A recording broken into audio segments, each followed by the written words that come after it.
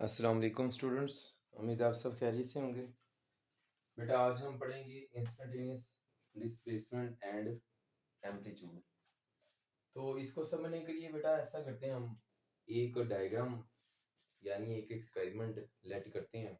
उसकी मैं डायग्राम यहाँ पे बनाऊंगा और ये जो हम एक्सपेरिमेंट करेंगे इसकी हम वीडियो रिकॉर्ड करते हैं और वो जो रिकॉर्ड करके स्केच बनता है वो हम इधर वाइट बोर्ड पे ड्रा करेंगे। तो एक्सपेरिमेंट में हम लेट करते हैं, हमारे पास एक पेपर रूलर है लाइक दिस। ये एक मेरे पास पेपर रूलर है, ठीक है। जैसे टिश्यू रूलर होता है, बिल्कुल टिश्यू रूलर की तरह ये एक पेपर रूलर है। और इधर से आप पेपर खींचते जाएं तो पेपर इधर से आउट होता जाएगा। सिमिलरली हम पेपर को खींचते जा रहे हैं तो पेपर यहाँ से आउट हो रहा है। तो लेट पेपर कांस्टेंट स्पीड से हम खींचते जा रहे हैं तो आउट होता जा रहा है। और इस पेपर रूलर की एक तरफ हम वर्टिकल मास स्प्रिंग सिस्टम लगा देंगे। तो लेट करें ये वर्टिकल मास स्प्रिंग सिस्टम है जिसको हमने इधर बाइंड किया हुआ है, और इसके मैस स्प्रिंग सिस्टम को एक एंड से सपोर्ट से बाइंड कर दिया और दूसरे एंड पे हम मैस अटैच कर देंगे। और जो मैस अटैच किया इसके साथ पॉइंटर या पेन लगा दिया। जैसे ये व्हाइट बोर्ड मार्कर है, ये लेट करें इधर पेन लगा दिया और ये इस पेज के साथ टच कर रहा है। तो देखें, अगर मैं ये पेज भी रेस्ट में है, मास स्प्रिंग सिस्टम भी रेस्ट में है, ठीक है, तो कुछ भी नहीं पेज पे लाइन लगेगी। हाँ, मास स्प्रिंग सिस्टम लेट रेस्ट में है और मैं सिर्फ पेज खींचता जा रहा हूँ। तो क्या होगा, ये पेन इस पेज के साथ टच कर रहा होगा तो इस पेज पे क्या लगती जाएगी, लाइन लगती जाएगी। पेज को खींचते जाएं, पेज पे लाइन लगती जाएगी। क्यों लाइन लगती जाएगी? क्योंकि ये पॉइंटर जो मास के साथ अटैच है, ये पॉइंटर यानी पेन पेज के साथ टच कर रहा है, तो टच कर रहा है, पेज खींचते जाएंगे तो इस पे भी लाइन लगती जाएगी। फॉर एग्जांपल मैं इधर लेट कर लेता हूँ, ये मेरे पास एक पेज है ठीक है। तो ये मास्किंग सिस्टम के साथ पेन लगा हुआ है, पेज खींचते जा रहे हैं, मास्किंग सिस्टम उधर ही है, तो इस पेज पे क्या लगती जा रही है, लाइन लगती जाएगी। ठीक है सर, पेज खींचते जा रहे हैं, मास इधर ही है, ठीक है, और ये लाइन इधर मैंने बना दी। अब आप ऐसा करें कि पेज को आप इधर खींचते भी जाएं, राइट से लेफ्ट लेकर चलते जाएं, ठीक है, राइट से लेफ्ट हम पेज को लेकर गए और दूसरा मास्किंग सिस्टम को वाइब्रेट भी करें तो ये लें, मैं वाइब्रेट भी कर रहा हूँ, मास्किंग सिस्टम वाइब्रेट भी कर रहा है और पेज कांस्टेंट वेलोसिटी से राइट टू लेफ्ट मूव करेगा। तो ये मैं बाय हैंड बता रहा हूँ कि ये वाइब्रेट कर रहा है और पेज जो है ना वो राइट टू लेफ्ट मूव करेगा। तो अब जो लाइंस लगेंगी वो स्ट्रेट नहीं होंगी, वो इस तरह से लाइंस होंगी, ये ट्रफ क्रस्ट, फिर अगेन ट्रफ क्रस्ट, इस तरह से ये वेव बन जाएगी। आप देख लें, ये इधर ही वाइब्रेट करता रहेगा, इसने आगे नहीं होना। पेज इसके साथ टच कर लेते हैं, ये अब टच कर रहा है, लाइंस लग रही।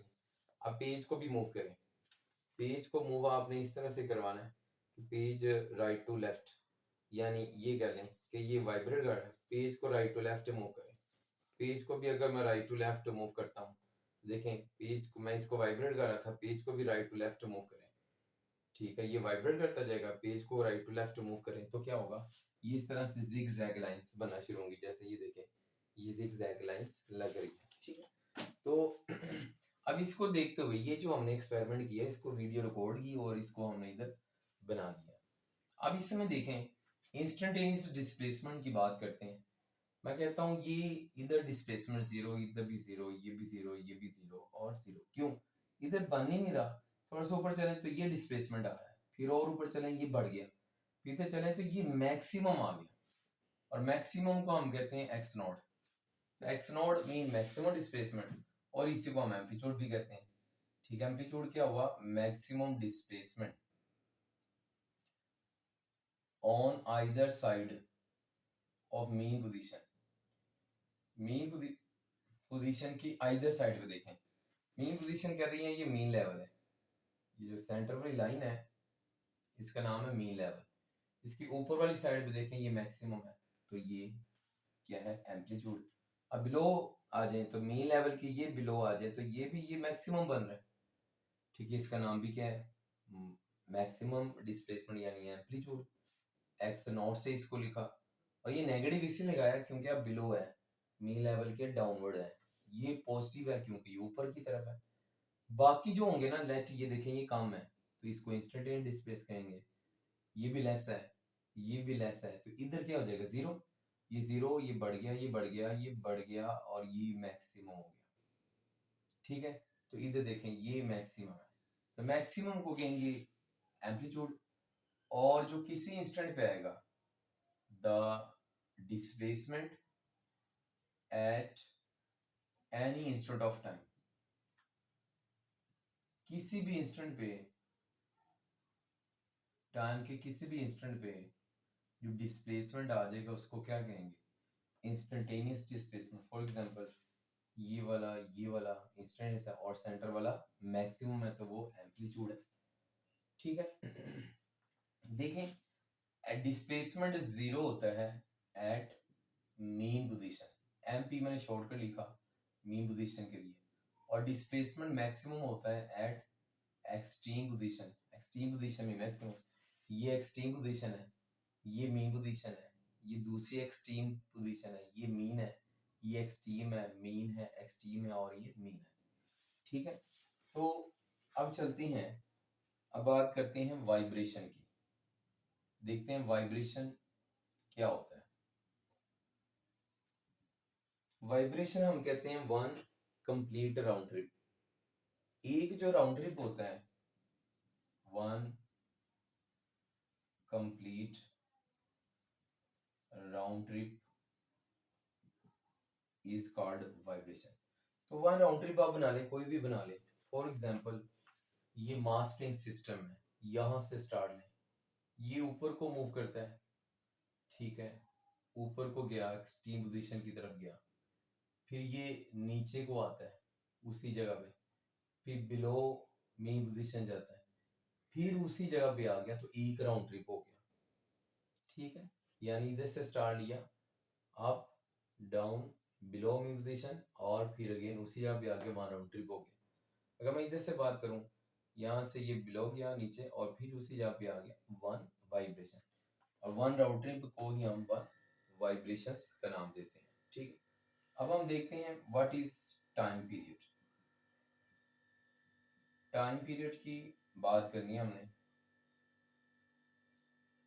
टाइम पीरियड को हम कैपिटल टी से लिखते हैं, ठीक है, और ये बेसिकली टाइम है टू कंप्लीट वन वाइब्रेशन, एक वाइब्रेशन कंप्लीट होने के टाइम को हम कहते हैं time period. Time required to complete one vibration, यानी वो टाइम है जो वन वाइब्रेशन कंप्लीट होने के लिए लगता है।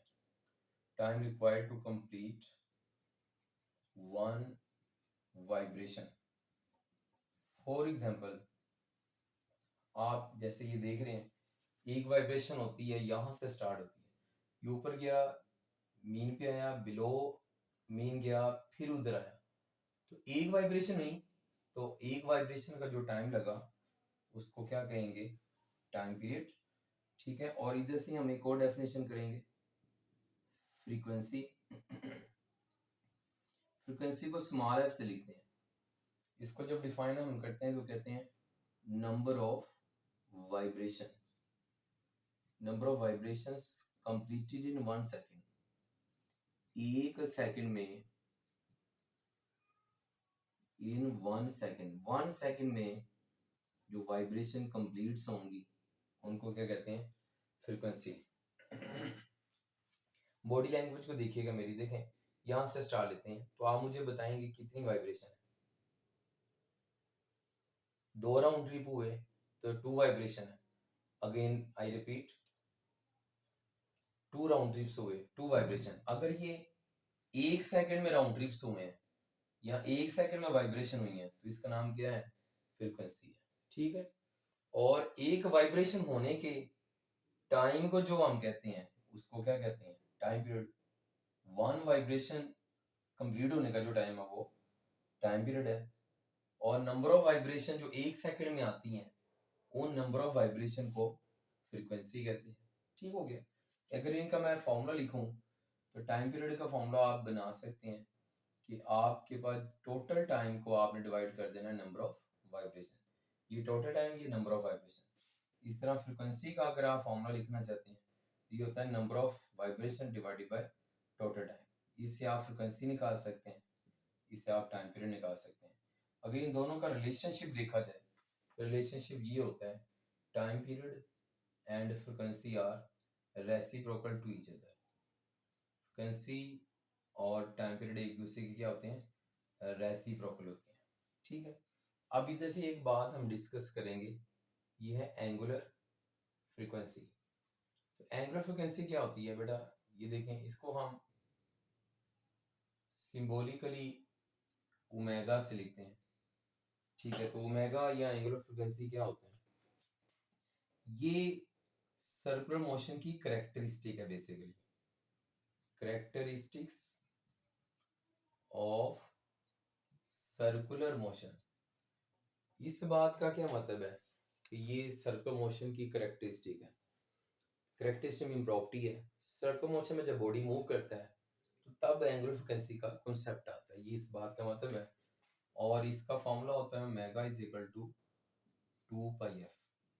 ठीक है। और इसकी अगर डेफिनेशन करें तो आप कहेंगे the characteristic of circular motion which is given by 2 pi F is known as angular frequency. अगर आप इसका फॉर्मूला बनाना चाहते हैं तो आपको मेगा का फॉर्मूला पता है, थीटा ओवर टी होता है।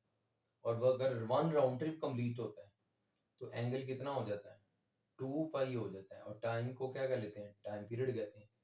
तो इधर देखें 2 पाई है और साथ क्या आ रहा है 1 आवर टी, ये 1 आवर टाइम पीरियड। अभी हमने देखा 1 आवर टाइम पीरियड किसके इक्वल होता है, फ्रीक्वेंसी के। तो इसकी 1 आवर टी की जगह क्या लिख दें, फ्रीक्वेंसी लिख दें। तो ओमेगा किसके इक्वल बन जाएगा, 2 पाई एफ के इक्वल आ जाएगा। तो ये ले बेटा, ये हमने देख लिया इंस्टेंटेनियस डिस्प्लेसमेंट को, ठीक है, एम्पलीट्यूड को, वाइब्रेशन को, फ्रीक्वेंसी को, ठीक है, टाइम पीरियड, उसके बाद एंगुलर फ्रीक्वेंसी। ठीक है। तो अब इसके बाद नेक्स्ट देखते हैं